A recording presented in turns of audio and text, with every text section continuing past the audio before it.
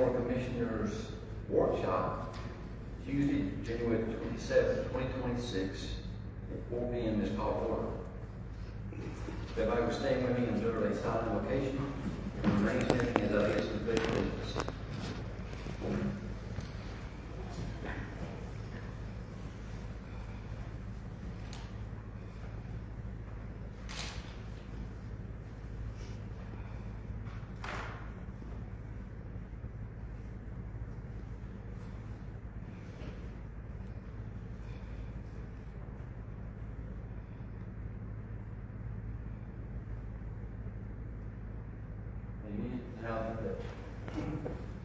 Allegiance to the flag of the United States of America and to the republic for which it stands, one nation, under God, indivisible, with liberty and justice for all.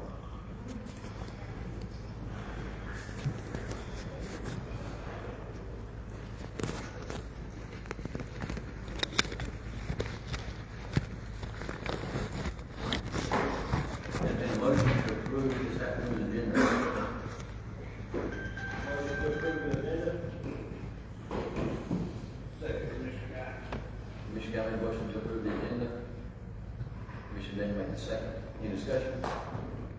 All in favor, show of hands. Motion carries from opposition. Item 5 under new business. Item 5A, review and discussion of the updated pending project list. And then later we'll also be discussion of homestead exemption for seniors and second citizens. But first, the updated paving project list. Mr. Chairman, fellow commissioners, if you'll indulge me for a minute, call your attention to our screen, and I'd like to invite Chris Goodman, our Director of Public Works, up for this portion.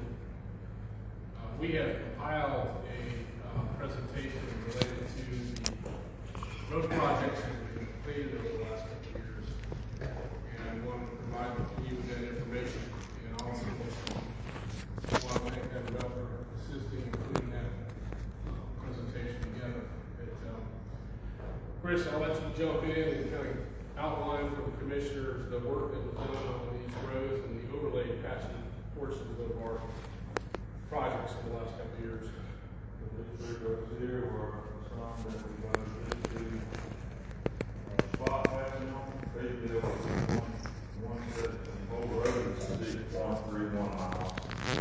We only did one section of overlay. On Chapman Road, same way, I think we did 4 sections total.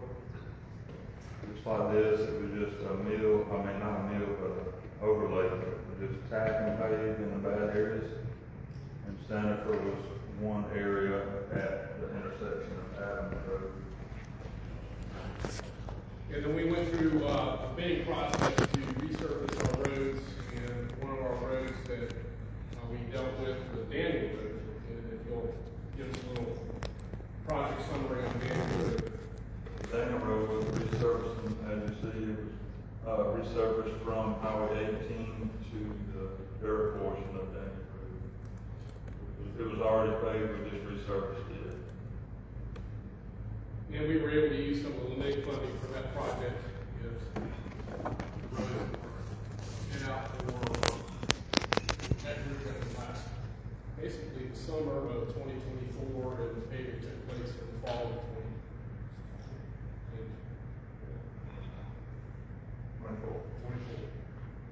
Roberts Quarters Road this was the dirt section between Old Lucy Springs and Highway 109. It was a grade and paved, we didn't do any right-of-way acquisition or anything like that, no reconfiguration or any clearing of right-of-way. We just graded and paved what was there, as well as added guardrail in the section that Whitley Engineering recommended. So you mentioned Mark Whitley and Whitley Engineering. Mark is here, and we're going to ask him to come up here in a minute when we talk about our updated list. But one of the things that Mark provided was services in conjunction with these projects and provided some recommendations, and one of those was the guardrails on Roberts Quarters. Is that correct? You guys remember authorizing the guardrails. Anything else about Roberts Quarters? No, Roberts Quarters, the guardrail on Concord Road was in the area of Bottoms. That's at the intersection where Bottoms Road comes in. And that was the hard road. That the board voted on. We didn't do any pavement at that time, but Concord Road had been dirt. They have already on Robert Ford, well, that's one thing. Yes, sir. And the work was done at Water Hole Drive and Water Hole Pass. If you all recall, the cul-de-sac work that was done, these are some photos of work that was done. If you want to summarize that, Chris. So we went in and graded 2 cul-de-sacs. Pike County did the grading and the pipe work. Roy came in and paved behind us. That center picture there was the dirt section that was on the other side of Ranchland, where it goes into 362 West Place. And that tied all that in, and then on this far right, the third picture was a cul-de-sac we built on the Ranchland Estate side. It was 2 different projects, 2 different cul-de-sacs. We did all the dirt work and the prep work, and McElroy did the asphalt. And we have been requested to look at possible assisting the property owner over the dam with closing off that section. There's an engineer that's been in contact, and you may hear some additional information because the Amazon trucks and other delivery trucks are still trying to access over that dam even on those roads. We have tell the commissioners what signage you put up. We put up no through traffic, road ends here, road closed, no public access. Any sign you can imagine we put up there, that's no good. So we're still having folks that are traveling that from that dam. And so the property owners requested our assistance, and I'll give it to you on that. Paving projects continued. If you want to address the process, I think we had Atlanta Paving doing a good bit of these projects. Friendship Circle to Galding Road, and then the Concord Road. You want to give a summary of that? Yeah, Galding was paved, it was dirt, we went in and graded it, and just did a grade and pave, no right-of-way work was done on Galding. That's paved from Concord to Friendship Circle now. And Friendship Circle was the same way paved from Galding out to Pigginsville Road. Both of those went real good, we haven't had any issues. We done all the pipe work, with the engineering, came in and sized all the culverts for Friendship, and we went in and did all the culvert replacements per his recommendation before they did the asphalt. And for clarification purposes, the funding that was used on these projects were either addressed through SPLOST or MIG or GTIP funding that was already done. Is that correct? Correct. And so we're not using the general fund budget for these projects. That's correct. Arden Road and Glover reconfiguration, I don't know if you're familiar with it, but it's at the 4-way stop at Glover. We actually went around those 2 barns. The road used to come straight through. The homeowner there swapped out the land, so we was able to move that road around and get it away from his front door. Arden was a grade and paved, and then we did this reconfiguration as well. McCard Lake was grade and paved. We didn't do any right of way. We did all the pipe work on both of those roads. All the culverts were replaced. And same as the other roads, just no right of way acquisition, no clearing of right of way. This was actually just a field. We didn't have to do any clearing there. And we had asked a request about speed signs, and the board of commissioners authorized some speed limit signs out on McCard Lake, I know. And you placed those out there. Yes. Have you had any more complaints? I haven't had any on. How about Hardin Road? Besides zoning related matters, have you had any complaints on Hardin Road? I haven't had any. Scott Ward Road, interesting work that was done on that. Scott Road was already paved down to where it merged into Ward Road. And we graded and paved Ward Road from Scott to Blanton Mill. We replaced all the culverts. Another job that with the engineering told we had to upgrade some culverts on Scott and Ward. Haven't had any complaints on there as well. everything seemed to went smooth and is going smooth still.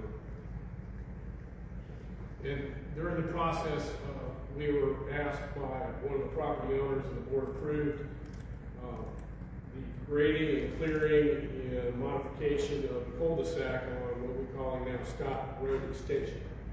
You want to tell the board what you did with that project? So we went in, it was just a pig trail, went up to a gate, and this upper end, you're looking at the cul-de-sac looking out in this first picture when we first started clearing and grading. And it went to a gate, went into Flanders Farm there. But we went in and widened all this and made a 2-lane road up to a cul-de-sac. We did all the grading, the pipe work, all the rock in, set up all the base for our road extension. That was all done in-house with the general fund. And part of the problem was that folks were going to access Scott Road Extension, not realizing it was a dead end, and going into the private driveway that was right there on the corner. Have you had any complaints since this extension work has been done? Yeah, I actually talked to the homeowner last week and he said it's worked great. I saw it yesterday, and he didn't. And we put some signage out there from Scott Road. Besides the name Scott Road Extension, what else can we do with that? We put dead end signs up and of course stop signs to show where you come onto that road, because now it is a county road. But if you ever get a chance to go out there and see the size of that cul-de-sac, it is a large cul-de-sac that gives plenty of turnaround for the buses. Because prior to this work being done, the buses were actually stopping in the middle of the road. That was one of the main issues with the homeowner, is kids were getting off the bus in the middle of that road and the curve over a hill. So we stopped all that. The bus actually drops them off in the driveway, goes up the cul-de-sac, turns around, comes back. Much safer. We've got Starks and Woodard Road. Same here, Woodard and Starks, both they were paved at the same time, or within a week. We did all the pipe work there, replaced the culverts on Woodard. They was one that's in real bad shape. We've done it before we paved it. That was graded and paved. Getting a lot of good feedback on it. I know that Mr. Jenkins had a homeowner out there that used to bug him about Woodard Road, and she seems to be real happy, so it turned out good. And it makes sense to do Starks Road while we're doing the Woodard Road project. The board approved that. And it turned out well.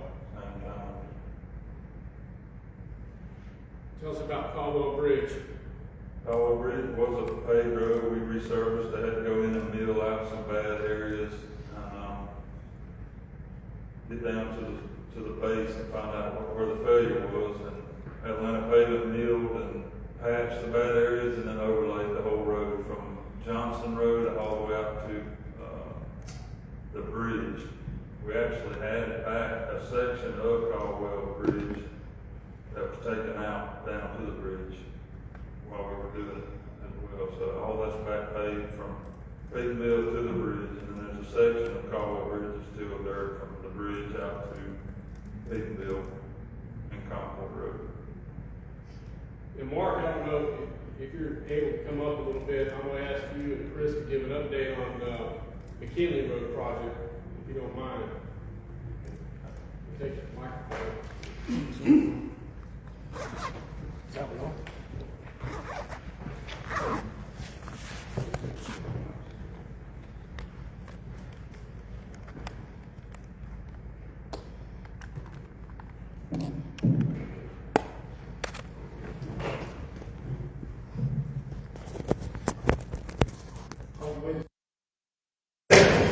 We hear whoever wants to go first. We're very familiar with the McKinley Road project. And, we went with the, as you can see, the curb and gutter as the option. And I think, from an engineering standpoint, that worked well. Worked very well. Can you give us an update? I know I've seen some recent invoicing. I think, other than retainage, are we near the end of that? Yeah, I've done a final punch list on it. I'm working with the contractor to finish those things now. So it's very close to the end. I'd be surprised if we don't finalize that for the next 30 days. But you can see traffic's already using it. Striping's already in, signage. There's a few things I want to do a little bit better as far as some signage and a couple other other than that, obviously the majority of the work's done. Seems to be working well. Drainage, I've been looking at it, and it's, this was a little bit different type of project with curb and gutter and flumes being used, but it looks like it's working real well. We all have questions for Mark while he's here. I know we're going to talk about some of the On the Kinley, we had such traffic flow was horrendous. The sheriff's department able to do radar on that and that is paid to have a place to sit and do that. And I think they can. One of the things that I was going to add to this was some additional signage, including some more speed limit signs. So I would say they could, but we can get the additional signs back up or get them up, period. That may help with that situation a little bit better. Also, the state will have to approve that. And I'll check it. Before we do that. The road was great, the curb and gutter. I mean, I know we said money not so using it for moving utilities. I tell you what I really like about this job, we have to go multiple times. Each driveway have like a 2 or 3 foot apron. So in this pay driveway, which keeps your was great. Yeah. Great job. Keeps the edge of pavement from eroding away and breaking off. And so, yeah, I'm very pleased with it. The only concern I would have is, President, that you add or you probably put in there, but cut that perfect, do something else. So, Yeah, if they had a new driveway, what they do is they'll actually knock out the backside of the curbing, just the high part of it. The gutter stays in place, and then they'll form it in there. So they don't have to actually take the curb down. good. That's right. I'm not know. answer your question. I do think that, like Chairman Johnson said, that they'll need to get that vote on the approved list.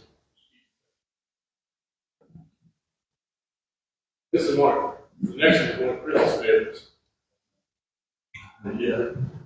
Tell us a little bit about the history of the road and why this was necessary. I think it's been a thorn in our side since I've been employed with Pike County, so we finally got it fixed. It was, every time it rained, we would have to go out there and close that road. It didn't have to rain hard at all, it was sprinkled, we had to close the road. So we finally got approval through the board to go in and fix it. And, I feel like we did a good job, but everything's working right now. We brought the elevation of the road up probably 10 feet.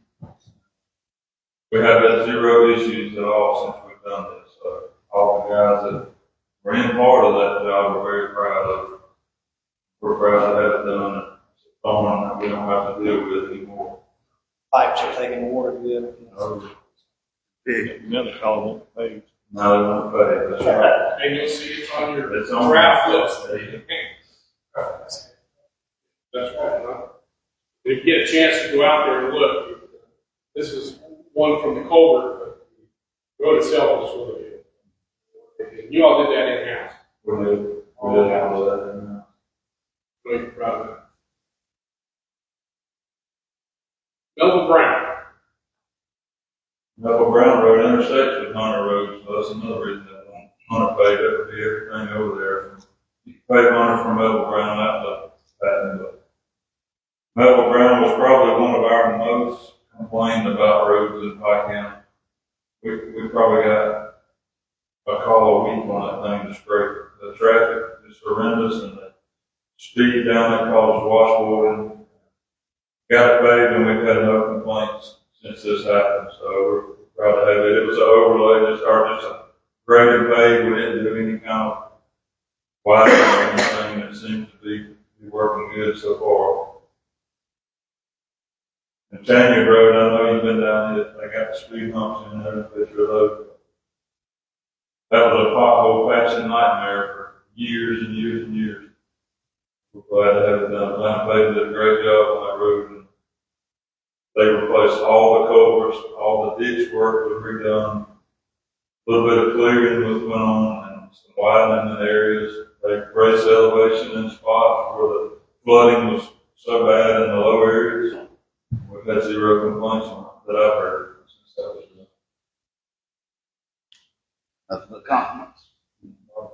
nothing to comment. And I'd like to say that it was also in cooperation with some citizens out there.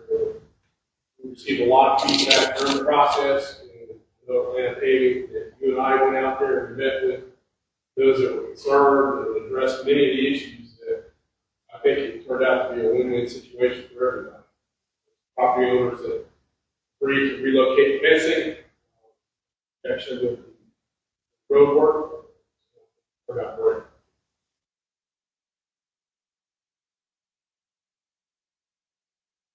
Tell us about the culvert replacements. Those culverts on Ring Road have been an issue for a while as well. We had a lot of beaver problems, and we still do. We fight beavers every day. Those culverts that were there were completely collapsed, and we upsized those and made it to where if they do stop it up, it's easier to clean out. The bigger, the easier for us. Those roads were flooding a lot when it rained as well. I know the Mr. Guys called about them several times. So there's two different sets on Ring Road, two pipes in two different areas. It's all called a beaver problem, but we've done all that in-house as well. It come out of general fund. The last one that we wanted to show was the West Fawcett Road and West Road culvert replacements. We just done those recently. You approved those to be done between Effinger Bridge and Harris Road. Another spot where a big beaver swamp is. Build dams in those culverts and you can't clean them out. And they're small like that. So we upsized the culverts and lengthened them. They were shear cut right off the edge of the road. And you see we got some shoulder there. Into them. And we seem to be having some good luck. Even the homeowner lives right there. He's going down there every day. They're starting to build a beaver dam. He's taking a hoe and breaking it out. So he's proud of having fixed it as well. That was a SPLOST funded the pipe, and we did all the work in-house. West Road, forgot about it. West Road was the same way. It was a hole on the outlet side of this pipe that was right off the edge of the road that was big enough to take up a car. Outlet didn't get called in and complained about it. I don't know. I just happened to go down through there one day and see it. So, got it done as well. But it was the same situation. We just upsized the pipe, lengthened the pipe, and backfilled a big washed out area and rerouted the creek. The pipe used to come into the creek used to come into the pipe and have to turn and run down the edge of the road, and it was called swirl action. So we rerouted the creek and laid the culvert in the creek. They were working with them to fix that problem. Well, we're at the end of the slides showing the great work that y'all have done, and also with the contractors and paving and McElroy in the last 2 years. You all have ongoing road maintenance, including dirt roads and paved roads. Can you, while we're changing up slides here, remind us what the process is? Do you have a schedule for maintenance, and how does that work? As far as grading on gravel roads and patching, we do a routine grading route. If we get to start on one end of the county and go all the way around with perfect weather, best, no bad weather, we can do it in about a month and a half. But as far as routine maintenance, we don't get to really do that as much as I would like, because we're trying to go to citizen complaints more than we are making a round. So if somebody calls, we get a lot of calls in one area, they'll send me an email every evening with a list of complaints. Suggestions, and we'll get an area with 3 or 4 roads, and we'll hit the motor roads over there and work in that area. Usually, certain areas of the county get worse than others faster, and it's mostly because of traffic. That's where this list of roads come in. So let's go there. We have it up on the screen. Previously, the Board of Commissioners in the past had approved a paving project list related to certain roads, and they had been, I think, considered through the year 2032. And we were able to, for the most part, with the exception of the last couple, complete all those roads. long before the 2032 year that was really contemplated at that point in time. And we've been working off of that list. We have been talking about updating the list for approval by the commissioners. We have requested every commissioner to provide a list of roads, and I provided the information, and we've met and filed all this. And we put this draft together in an order, and I would like for you to quickly address, because I know we're here to possibly make changes or look at those issues, but why did we select this order from your perspective? Your input was greatly appreciated, but you had opinions about why we should do certain roads. How did you base that determination? Chris, can I ask a question? The top three that are funded, so those are process that are beginning. Correct. This year. They're funded and approved, yes, without engineering. Okay, so you're waiting for engineering. And I'm going to get Mark you stuff. Okay. So this list was pretty much, where we get the most complaints, is how I kind of look at things. And we started with gravel road. Of course, if you want to go to paved road, just get down the shortcut and Brazier. That's where we get the most complaints on paved road at this time. Potholes, just like Samuel was. But as far as the order that these roads are in, this is how I feel like we get the most complaints in this order. We get more complaints on Blanton Mill Road than any road. Most improved. So let's stop there, and Mark, if you could come up again so we can talk about, we're going to jump it right down to Blanton Mill. I have provided you guys with a list prior to the meeting. This is an updated list, and Commissioner Jenkins is well familiar with this. At one point in time, the Blanton Mill project was for a certain portion of Blanton Mill.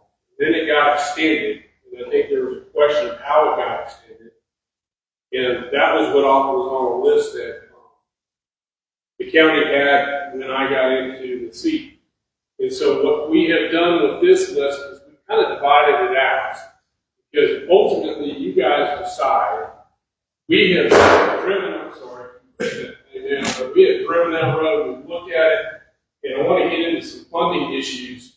But the Blanton Mill Road in blue is the entire road. And we have also called Blanton Mill Road North, just do a section of the road, or you can actually look at doing it in 3 different phases. And Mark brought that up when we were having discussions a little bit as well. The concern is that we have, when you look at the blue shaded roads, is the total amount, if you go with the right-of-way and do the full amount of right-of-way and the right-of-way acquisition that's necessary and the related road work to do that, including the temporary and permanent construction easements, is the cost. We have probably between $10 and $12 million in SPLOST funds that we're going to be able to use for these road projects before SPLOST ends in 2028. And ultimately, you all need to decide how far we want to extend our SPLOST funds, and do we want to focus on getting those roads done at the top, or do we want to dig in and hit some of these other roads as well? So you have really 2 options on this list. You have what the engineering and design would say for right-of-way acquisition and doing it to the county specs, or the option to do it similar to what was done with Tanyard Road, and that is to pave what is there. We did that with Tanyard and McKinley Road, so we didn't have to have the utility relocation costs. And that's something we're going to talk about here in a minute with Wood Creek.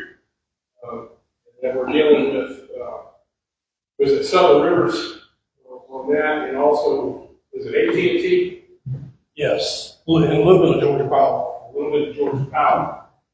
So, speaking of Blanton Mill, I'm looking for your direction, so there's no more ambiguity, and we can get into how much of this road. Chris has an opinion.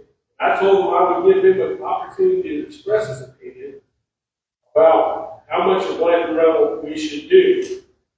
But then we also can consider doing it in phases. But Chris, I'm going to give you an opportunity. What's the difference in the aqua color blue? All right, so when we look at on your sheet here, the gray is the estimate for right-of-way acquisition and pay. Basically, that is the best option. If you had if money wasn't an issue, that would be the best practice. It's because you're talking about right-of-way acquisition, more paving involved, having to do the road, the grading, and what the slopes that go on after you get the extended right-of-way and actually acquiring those easements. That's why it's so more expensive.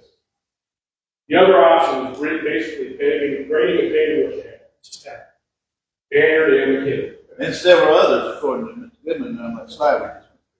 Well, the grading and paving is kind of what we did on the roads. Kinley and Tanya, they actually did go in and do some shoulder work, a little bit of clearing on Tanya. When you got that curve and gutter, it's a lot different than just grading and paving in the open ditch. But like You got Melville, asphalt and a sheer cut ditch right there. but like Melville Brown was great payroll, That's correct. and several others that you mentioned. So what are all the budget sources we have? I know that's a very aggressive question. I know we've got SPLOST. What else? But we have Element. What are those sources like? Cities, how big are those? So the buckets that are going to start shrinking because what the Board of Commissioners did in bringing and approving the use of G10, basically that was a front funding source that we're obligated to repay and we have a $10 million debt. And at this point in time, the funding that we receive from the MIG over the next several years is going to be the funding source to pay back the G10, which help fund all of those projects, or some of those projects that you saw on the screen, and prior projects. There were prior road improvements that were done with the G10 fund. So you have the MIG, you have special MIGs that come, and we still may be entitled to dip into those as needs arise. And then you have SPLOST. Now, the SPLOST will end in 2028. Unless you renew it, then you renew it, and at least a portion of it to go toward roads. That has been the preferred choice. Though that some years ago, the SPLOST was presented that had multiple projects on it that was not approved by the voters. The ones that were designated for roads, sidewalks, bridges, right-of-ways, have been approved by the voters. And that will be y'all when we get to 2027, plan for the end of 2028 current SPLOST. We've been using SPLOST on roads since when? 2016 SPLOST or 15? Prior to that, because there was a SPLOST prior to that, but the one current that we still have a little bit of funding left is 2016 to 2022. And then we have our current SPLOST that is 2022 to 2028. Got a lot of work done. Yeah, absolutely. But Element is going to repay G10. So we can't count on that as a source. It will be a limited, based on the calculations that when I sat down with Clint and we worked and looked at the numbers, we will have a little bit remaining each year, maybe somewhere between $100,000 and $200,000 a little bit to go toward roads, after we do the debt service on it. And are there any other grants that we get money from for roads?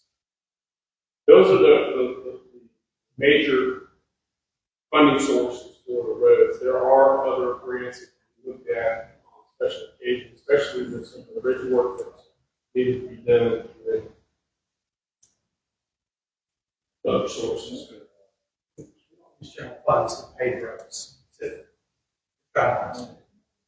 We allocate for patching. That's Right. so expensive. So, So, and one other question, the so these top three are funded regardless of whether, because we still gotta have that Pine Hill Road conversation. And so, and then you said a figure a minute ago, and I don't guess I was listening very well because I don't remember that figure. You told me you said how much was remaining? So, right now, we have, over $10 million of SPLOST fund account that we haven't been into or drawn down. And then we have, as we accrue every month, payments from the state on SPLOST. We have an amount I'm calling excess funds that are available. And right now, that is between $10 and $12 million. And when you look at the total project list at the bottom, you're looking at doing the best for each road, nearly $70 million. And the other option is doing paving and grading only, and basically maintaining. You still don't have enough funding sources to do all of those roads that are on that list. but we're getting close. Yes. And if there is an approved SPLOST in 2028, you allocate some road funds. Now, there are also impact fee funds that are available for roads. So that is another source. And I can look real quick, but off the top of my head, it's less than $200,000 right now. But that will be something that can be done when you're extending the best source, best case for using impact fees for roads is when you're taking a dirt road and then paving it, as you are improving it for the demands based on growth. Or if you're extending a road or if you're making modifications. In this case, if you're maintaining a road, that's not going to be impact fee.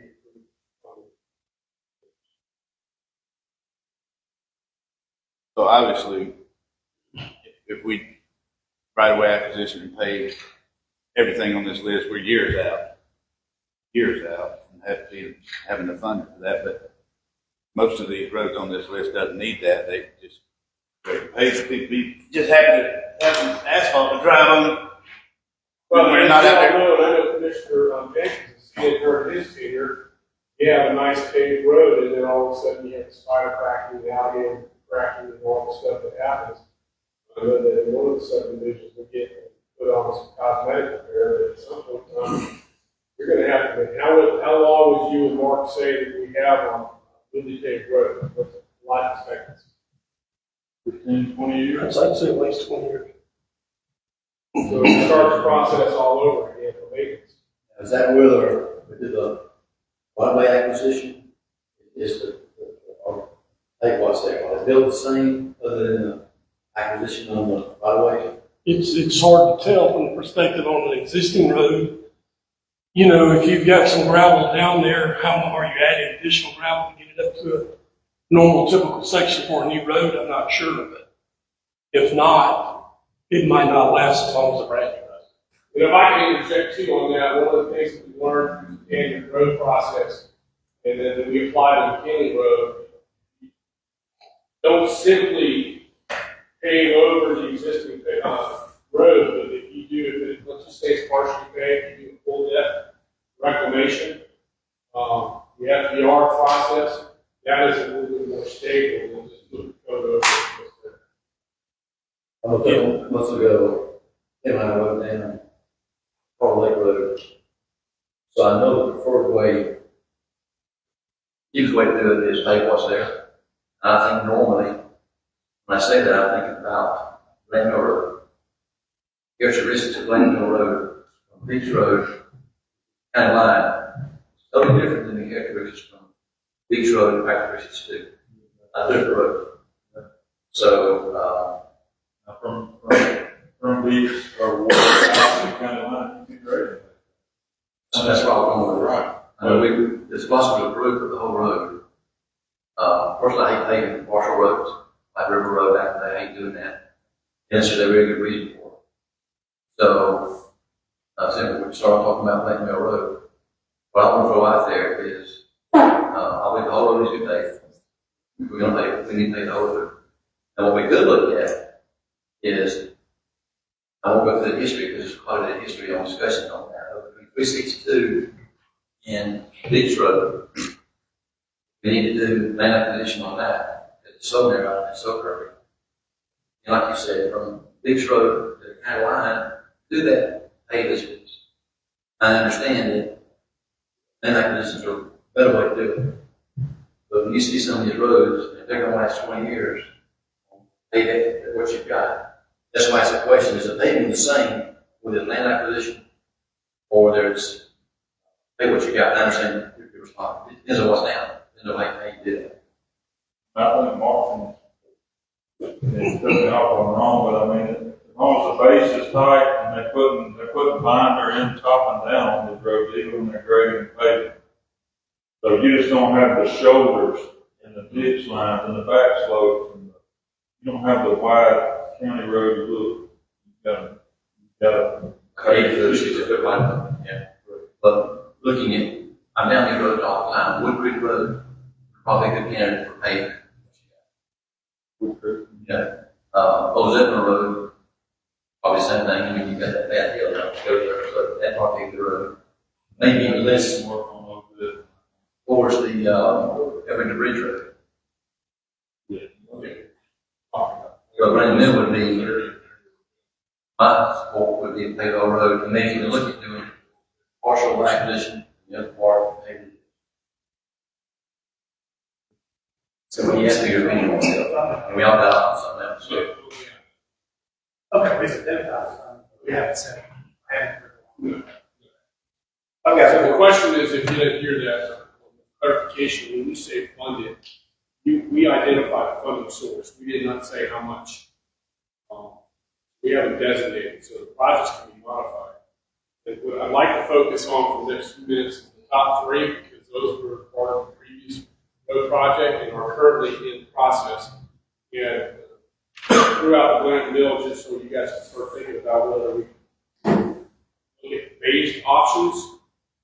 And what I would probably recommend to you is let Mark and Chris and I present a proposed phased concept for the entire road, and then have it portioned out for the different phases. Where we start, I don't think I would defer to Mark Whitley on that.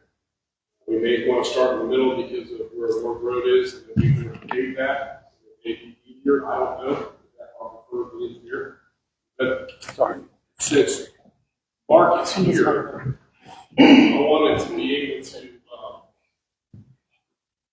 use his expertise while he's here, but also to give us an update. I have design work, as I've reported previously, that was done for Wood Creek, which is the top of the list. And this is a priority that was explained from Mark. He's working on Wood Creek. He's doing field work and preliminary work on both Zetwood and Glen Mill. Since we were having this workshop today, I invited him to be here to give us an update on where we are with that.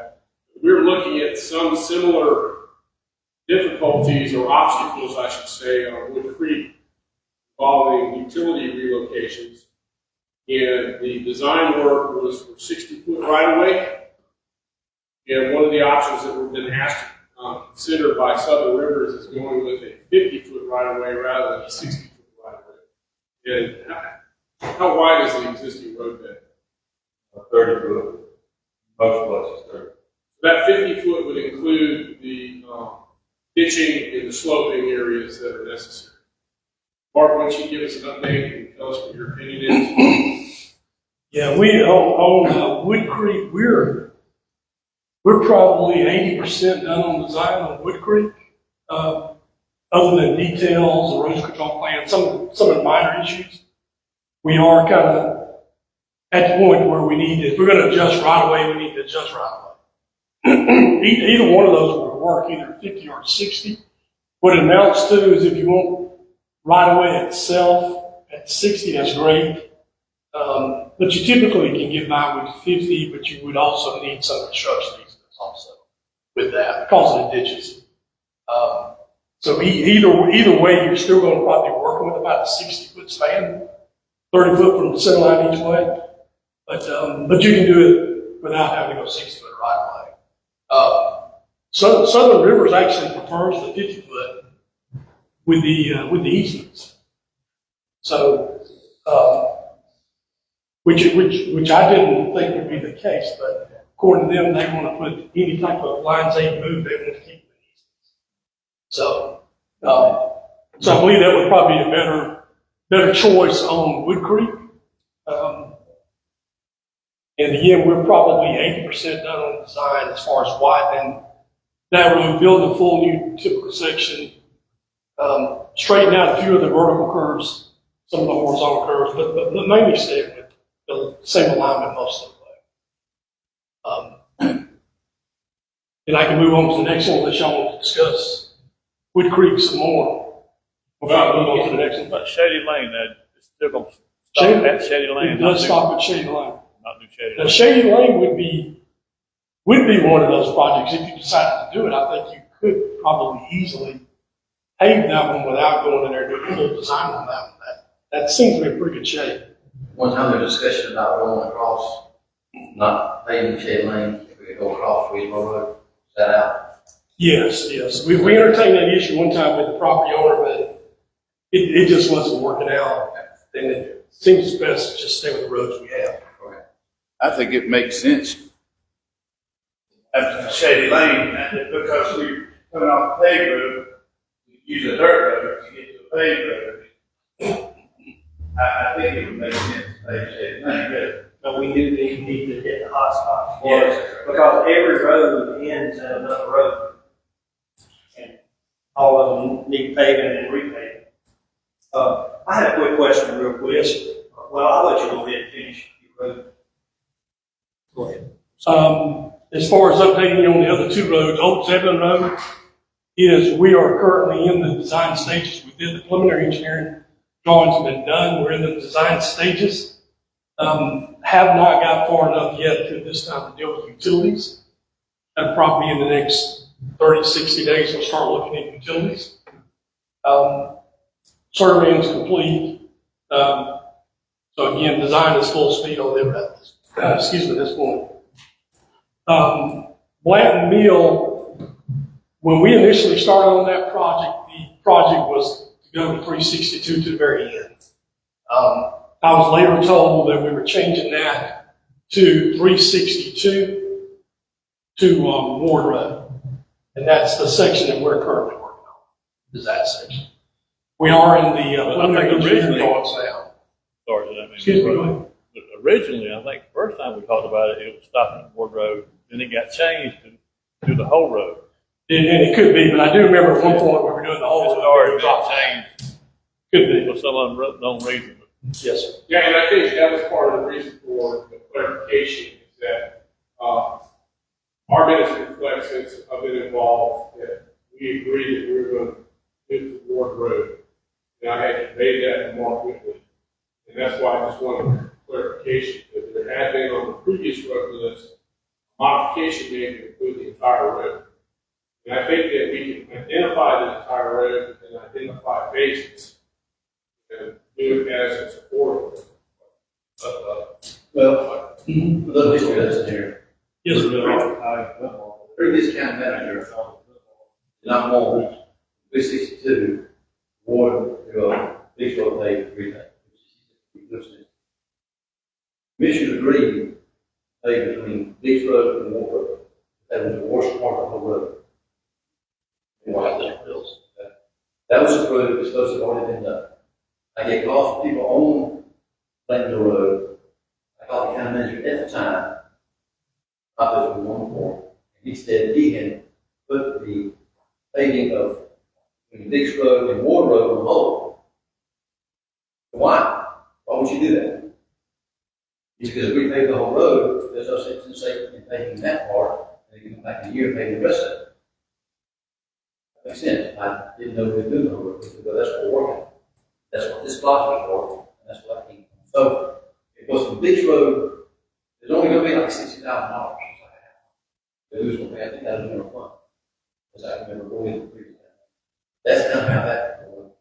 I don't know where from Dix Road to 362 area you go. I don't know when that would even end in the contract.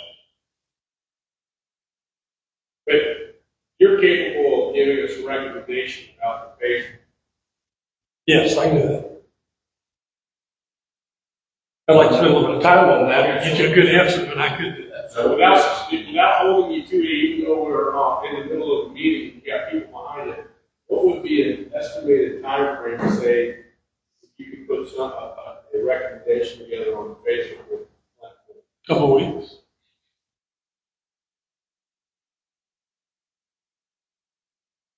Well, you asked for Chris's, you want to go and get talking to him. What's your, you had a meeting on what you know. I've never been a fan of partial paving any dirt road. If you're gonna do I've always felt like you need to do it all the way through. Paved road, Highway 362 into paved road in Spalding County. So I don't know why you wanna go paved dirt and back to paved. At the end of the day, funding is everything. Obvious is the money. Let me ask this question. Could we borrow the money to pay these roads at a low interest rate instead of throwing money away? Put your money toward interest instead of putting it toward throwing away gravel and ditches. Borrow the money, fix the roads, they're fixed, and we won't be thousands and thousands of dollars every month on rock. But that was the concept of GTIP. So it was to get the money up front with a repayment. So you use the money to go ahead and get the project done and then have a debt service. Issue is, can it be done? Yes. You can look at bonding, you can look at other sources. However, we also need to look at debt service. And most of these roads, county, very paved. We're almost to that number anyway. Just last week, we were on Dunbar School Road. All we did was flip the high shoulder to get the water off the road, pulled isolated ditches and rock low areas across that 30,000 on Dunbar School. When you text me about that, That's just rock. that's just maintenance. Maintenance, that's what I'm saying. Maintenance is, And that was minimal. I mean, I stopped when I was going too far. We got to stop somewhere. What do we spend on that? It just depends on the road, really. Already budgeted. $710,000 last year. So it's And that if we had bad weather, it could be money. $50,000, $60,000 worth of rock in 1 week.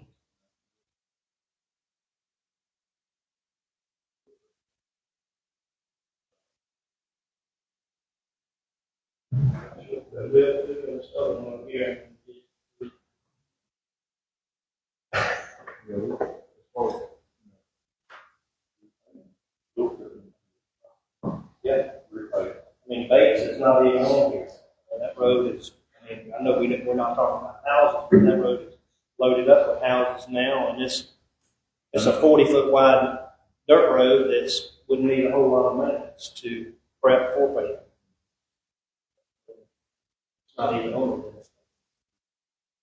Appreciate y'all putting in the office.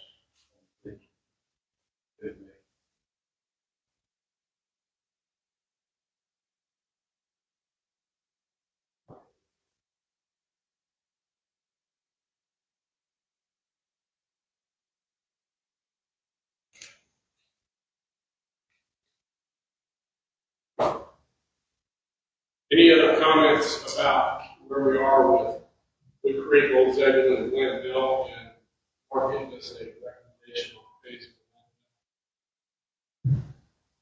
I think I want to make it very clear, necessarily speaking to the commissioners, the public that are here, these projects are being done. It's not a question. They may be modified to some degree, but they are in the process of being done. And I think we had the projections on Old Zebulon and Glenville later toward midsummer as far as being able to get to letting for bid process on Old Zebulon, and then maybe later in the year on Glenville. But it depends on the phase of what you do. If I'm hearing you all correctly, we're not making a final decision on Glenville at this point until we get the phase of it. funding sources. Make a decision. What I'll need direction and whether you guys want to talk about it a little bit more in the workshop. But we are being requested, I received an email today from Mark. We need to make a decision on Wood Creek. That's the one I'm heavy on, whether we want to go with a 60-foot or 50-foot right away. With the road being, you said 35, 30, 30. Or said they. Most of that's just traffic. Using that road. Southern Rivers is requesting it. That eliminates them having to do some relocation. Mark saying 50, what? You reckon? I think 50 foot would be sufficient. Now, I know they're gonna cut through a lot once they pay weeks and all the areas. I think 50 foot is, they save a lot of money. 50 foot, how wide would that be? Probably have 21 foot of asphalt, right? At least, I'd say, I think we're going 22 on this. 22. because I know these 16, 17 foot paved roads are, they just break up on the edges. It's called for more maintenance. So we're good with the 50. All the experts say 50 is good. 50. So I'll ask, because we were kind of keeping this as a workshop, even though there's nothing for this. I'll ask that during my county manager report, just clarify, get your approval on the 50. Okay? And then the cost is gonna fall somewhere. Six. Once he gets the modified design done, it'll be a better figure out what How wide is Bevel Brown? June. Bevel Brown, how wide is it? 20 foot. It seems kind of narrow. 20. Probably 19 in some areas. Mr. Morton, if we get that splash money in 2028, how long would that carry us? Well, if we get cooperation and do what we've done in the past with municipalities, we have 6 years, otherwise it's 5 years. Figure what, 4 or 5 roads a year? That's 30 a year. Well, I know we got 30 partial roads. That was a year. And that's, they went out 3 million miles, they were paid over these money. It's awesome. Within the next 10 years, they rode 5 counties. Maybe paved. Risk goes. A lot of them, if they end up with those restricted, that's a big thing. Save Well, money. that's what I'm bringing to your attention.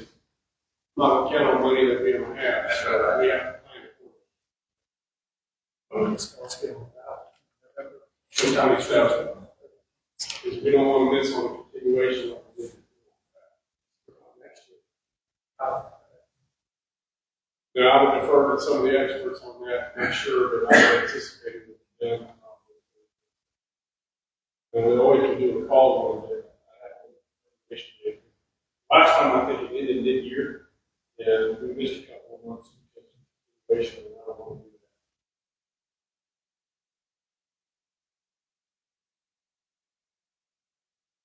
Do you have anything else on the while you're here? No, not really. You know, I would like to make a comment.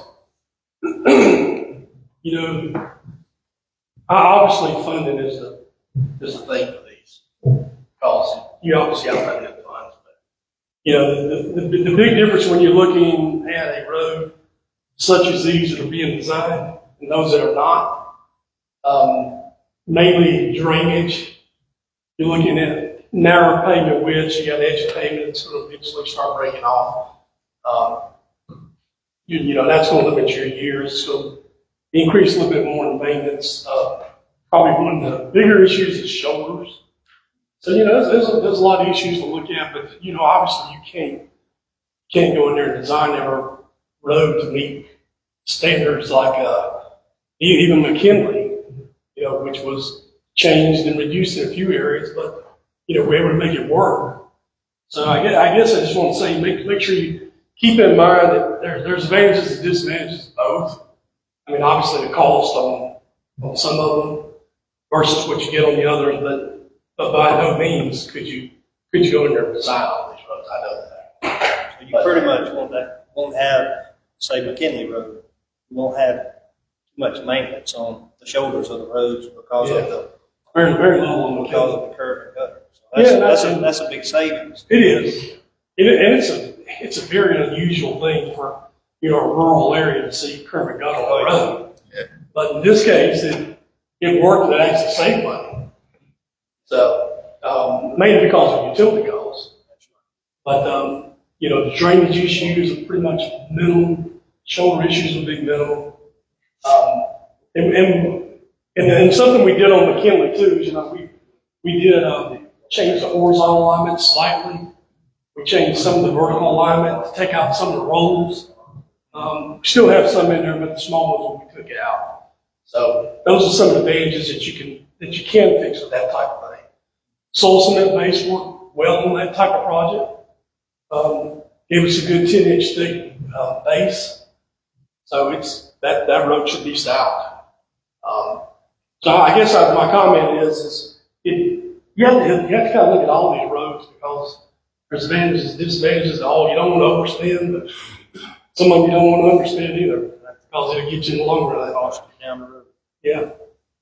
So, and I'll be glad to advise you where I can, but you have to kind of look at them on a one-on-one basis, and where you can save money, save money.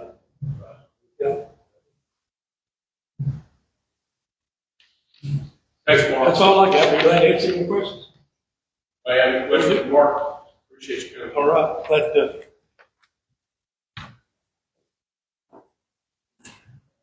So you all have requested a workshop so we can talk about the list. This is something we have focused on the major work that is in process with Creek, Old Zebulon, and Blank Mill. So, looking for a review on further discussion related to the list that we have in your hand. I guess we would, like Mark just said, we'd have to address them one by one. We got funding for a lot of this stuff. And what we do. But if this list is a priority, then I guess we cross the bridge when we get to it. Is that what we're saying? Or? I think what we did in the past is that we had adopted a project list as a guide. Obviously, if there's an emergency needs to come up, then we can add to it. But my question is, before we ask you to approve the project list, whether there needs to be any tweaking or addition to any other information that you'd like to see. We try to include the commissioners have requested about the number of parcels on the road, the districts, the mileage, those kind of things. These are all of these are dirt pavement. What about our ongoing resurface? There's a couple on it that pay now. Oh, well, I Razor spoke that over. oh, yeah. That's gonna be my question. Razor is that four parcels on it. Just a major cut through. That's why it's on here. I get called, probably every week over. Oh, they? Yeah. Well, that's similar to the call from the beginning on the McKinley Road south, what we call southeast. We have issues with the right of way and those kind of stuff, but at the same time, there's a ton of folks using that cut. Yeah, they're jealous now that the whole rest of the state. I do see on here the county parking lot behind the annex. That's coming out of our office on to 19 South. That whole area, we got an estimate because to fix where the ingress and egress is at 19 across from Big Chick, fix that, we need to fix up top near where Jeremy's office is in the annex building. I would like that needs to be done. Yeah. Coming in that office, that much. Correct me if I'm wrong, Chris, but we estimated it'd be about $5,000 to fix the driveway area where that lot goes onto Highway 19 across the Big Chick.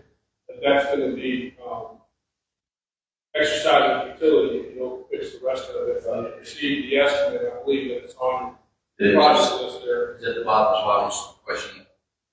You have sheriff's office vehicles that come through there, county vehicles in and out of there. Needs to be repaired. It's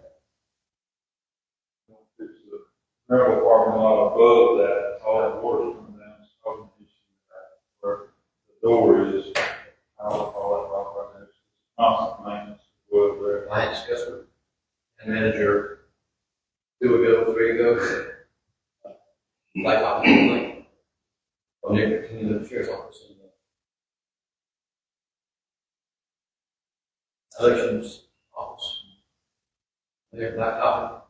That's back when we had them. Blacktop. This is They're down. that's what that is. Blacktop, all that area. That was discussed several years ago. That number reflects that. That's what this one. But we were discussing that when we had our asphalt. So I made sure we lessened that, but we don't now, so it still needs to be. But if you fix the $5,000 entrance down there, happen again over time, I think you should do the right little thing. Not to mention the safety aspect of it, walking. Constantly have gravel and the hill. Yeah, it's the right way you push the ankles. Yeah, that's been that there. Yeah.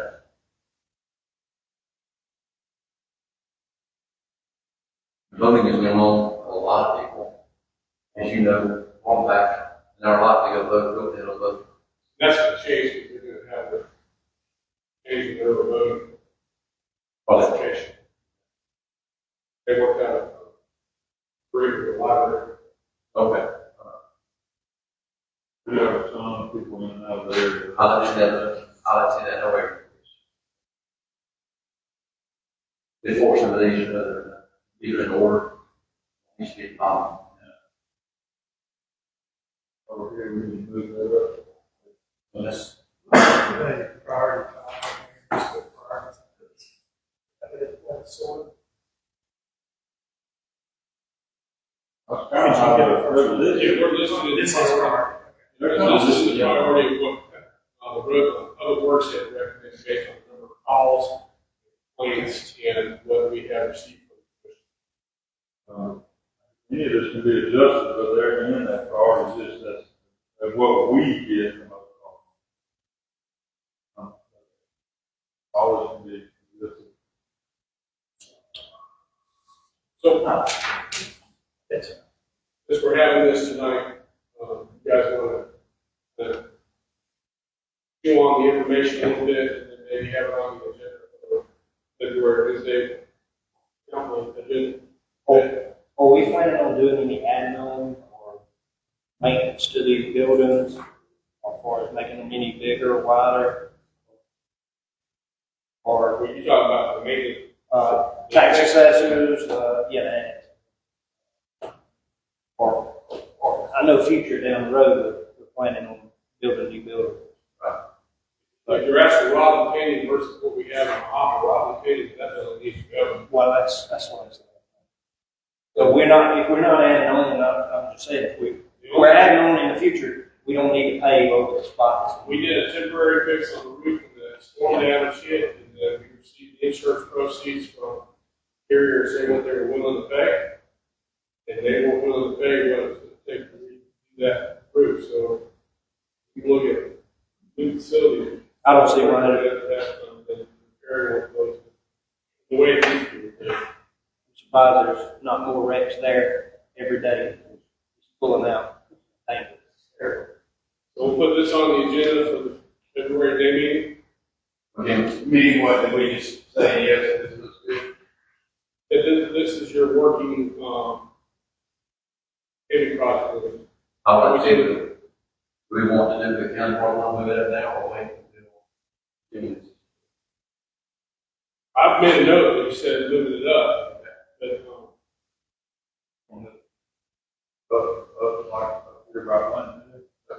Yes.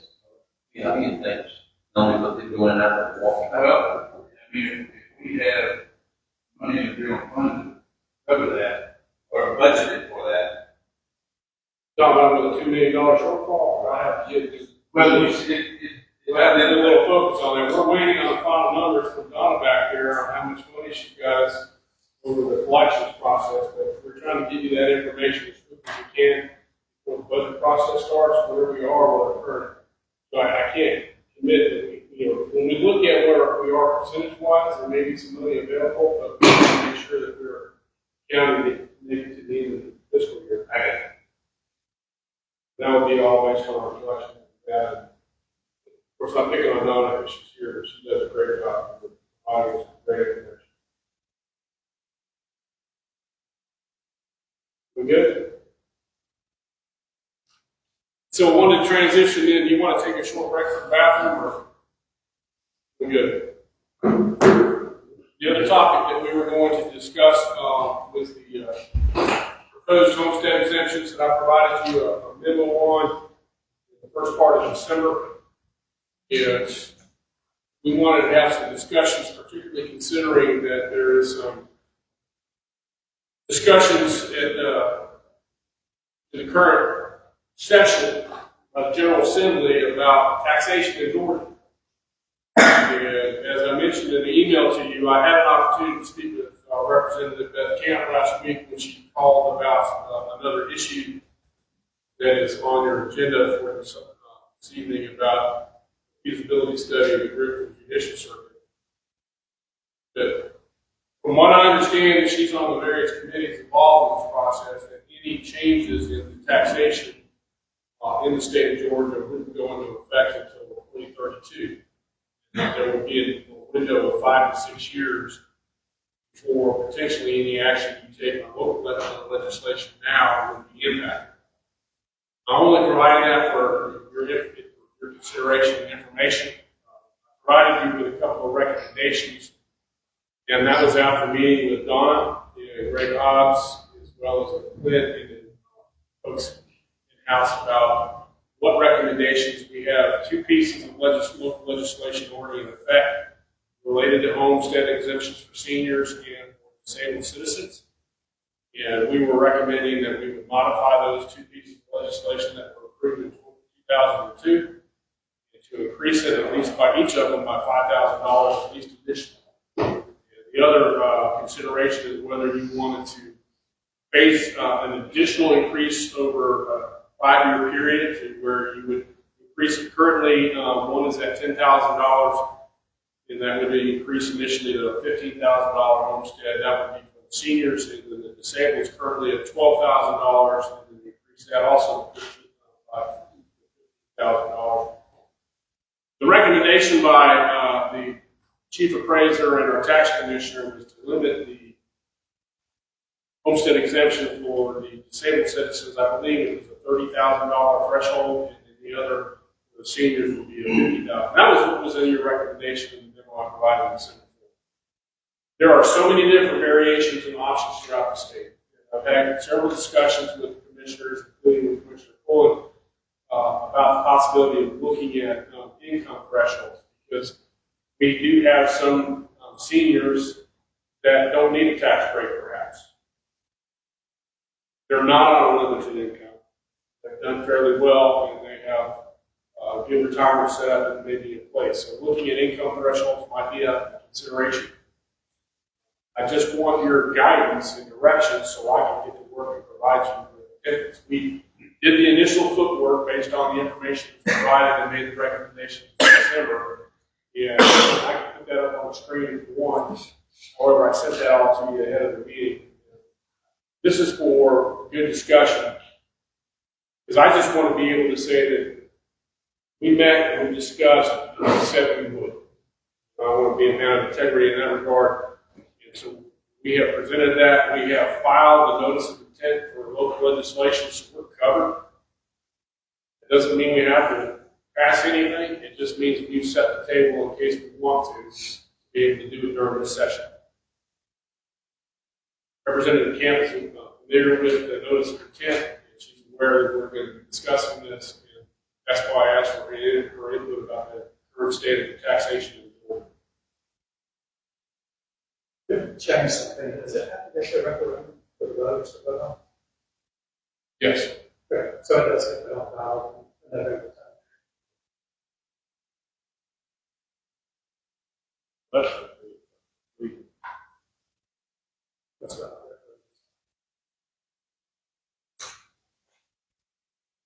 Well, I know that one of the previous local legislations written by the Council for General Assembly, we have in the past drafted legislation that, you know, we would like to make sure that it's crystal clear. I agree. I like this. I like the income-based offset. Payments all where one county did it based on residency. That's sad. They moved in from California, automatically get the increase every 5 years. So like you said, there's a lot of different variations of this. Complex.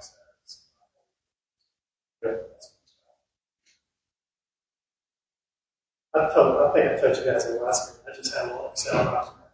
Every $5,000 on $300,000 fair market value house looks like currently looks like about $44 a year.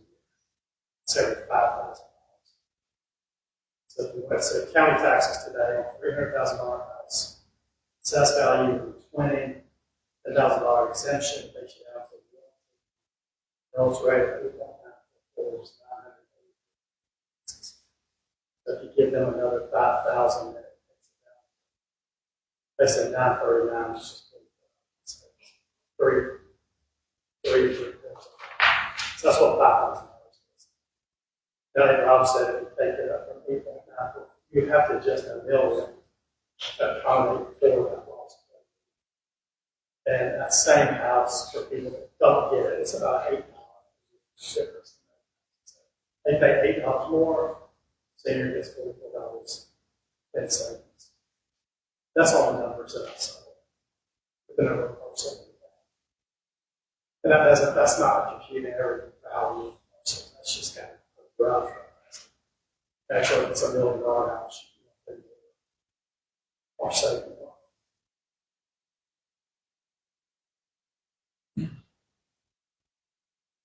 How hard is it to manage their income and stuff? That's something not that you do. If somebody comes in, how does that application process work? Can you come up to the microphone? I appreciate it. The assessors do all of the exemptions. I don't have anything to do with that, other than encourage it. So somebody comes in and applies, if it's income based, they have to show some type of. They show their income tax return if they have that.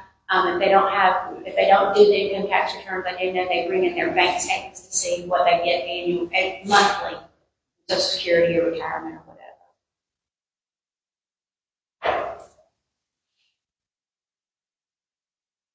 The exemption on the school side, it's income based, right? There's a portion of them that is income based from 60 to 69 is, 70 is as well, but there is one that's not income based. It's a $20,000 exemption. The income based one is $50,000. You know what their income limits are? I really don't. I want to say it's around 60,000, and you can't make any more than.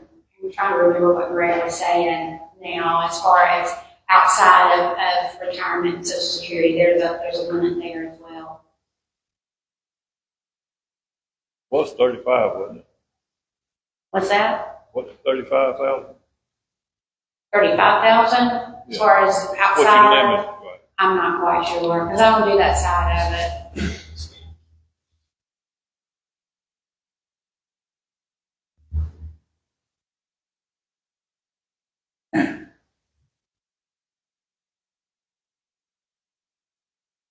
Says gross income of the husband or wife must be less than 27,000. That's including that 87,000.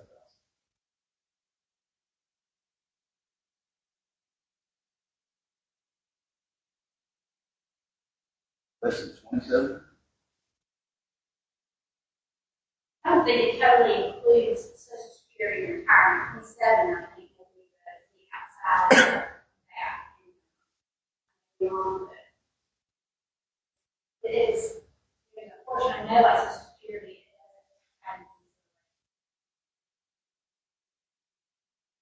retirement aspect.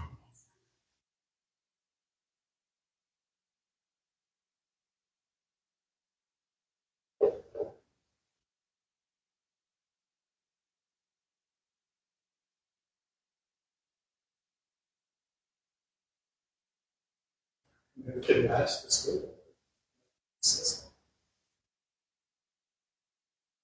I don't know if they plan to change it. I haven't heard. I had contact with Alan Edwards on another issue, and I had set up meetings with Shane, that we talked about last year, the meeting before the budget process, so that we would all be on the same page. With got to the last summer with the differences.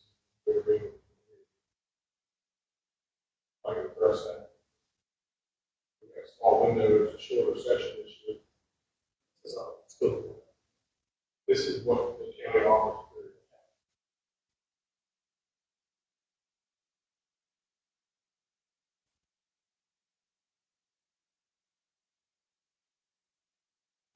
Your recommendation is to move it up 5,000 per and say what they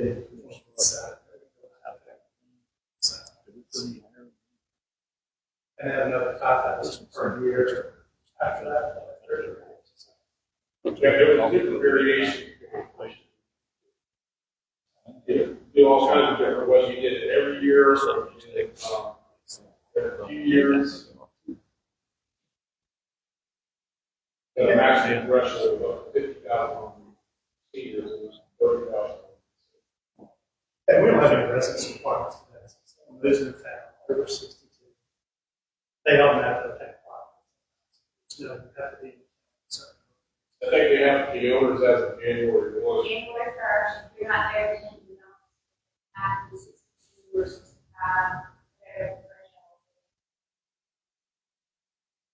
But no residence, no, like, you have to be here 5 years before you apply.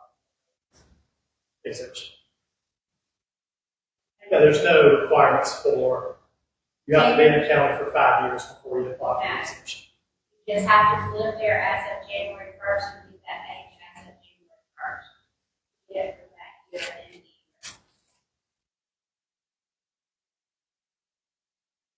I mentioned that because I just like to reward people that lived here for a long time. I like that too. I just don't know how to do that. I guess we could write something up. I feel like if you live here 20, 30, 40 years, you should get more help as a senior versus someone just moving in. And not a $500,000 house, and you could do your same $10,000, $20,000.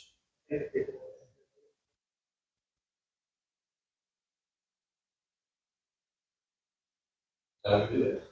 We understand. We do it. I mean, you'd have to put a resident requirement in it, so you can't apply for any exemption to live here 5 years and down. You could even say we should live here 10 years, another step. There could be steps. I don't know how hard that is to administer, or how hard it is to write. The easy path is just to get everybody across the board. That's kind of really easy. I just don't feel like that's part of the right solution. And at this age, I think we have to definitely 12,000. I think put that up. Get that one. I don't know how many people qualify. Not too many. It's not too many. No. There's 22 homestead exemptions claimed by open states. There's a lot more that do requested that don't meet that income requirement, and that's the requirement is very low. So So I want to say it's like $12,000. that's what the law. 2002. Yeah. So, I mean, a couple of things on that. Modify the income threshold, and Right. that'll change instantly. And you can do it in step-ups.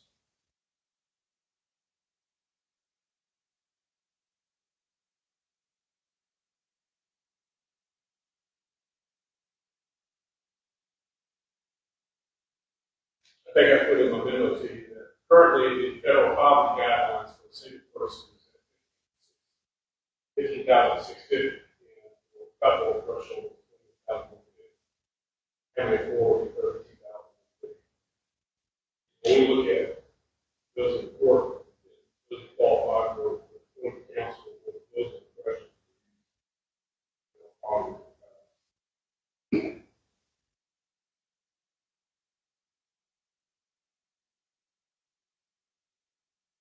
I think income stuff's tough. I think however it'll lead towards a certain number of years before we get a nice exemption. How we want to do it.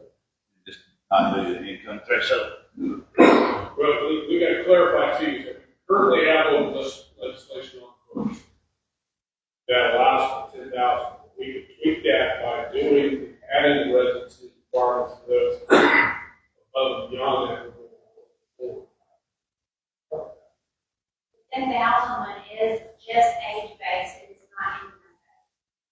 I think we're saying leave it age-based, the A resident requirement on it, and maybe even step it up a little bit more. To clarify, we want to put a resident requirement, then you can get that period. I agree with that. So it's 65, you said. Get a whiteboard. I'm kind of saying, if you've been here 5 years and you're 65 years old, get a, whatever the exemption is, say it's $15,000. And then once you step up to, you're over 65, but you've been here 10 years, you get another $10,000 exemption. So it stacks. The longer you stay, over 65, the more you get. So if you're like 80 years old, you get a bigger exemption. So that's what we're trying to do is stuff like that. I think it's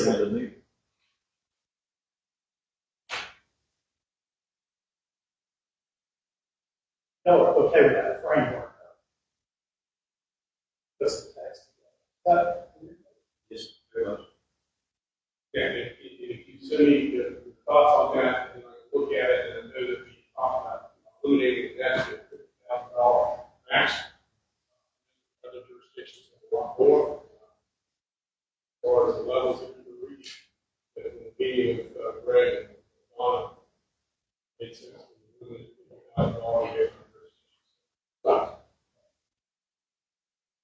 Just again, once we get these calculations, and we're going to have to check what we're looking at. Plan for budgetary. Right now, we know that if you went with the 5,000, we're looking at the 0.68.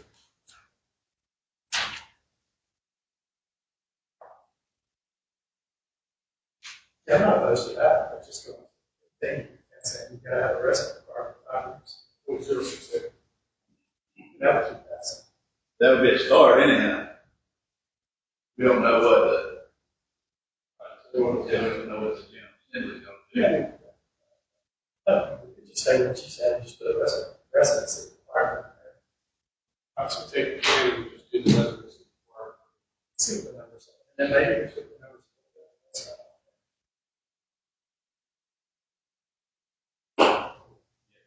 There is.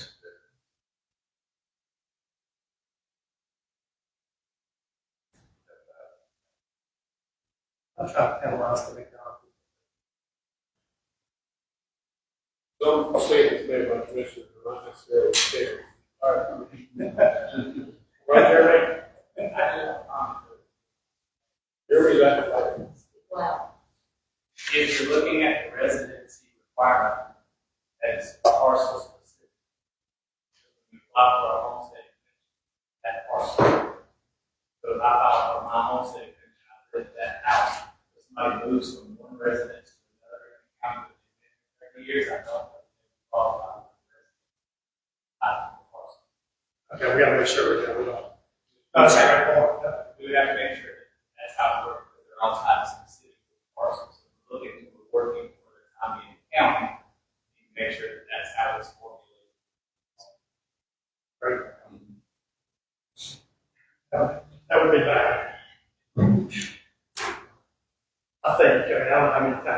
times, but yeah, it's a great thing.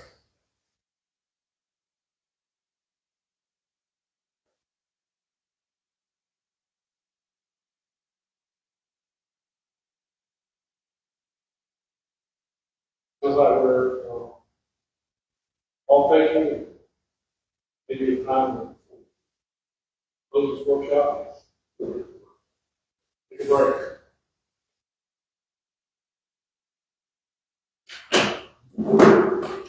All right. No one has anything else, I would,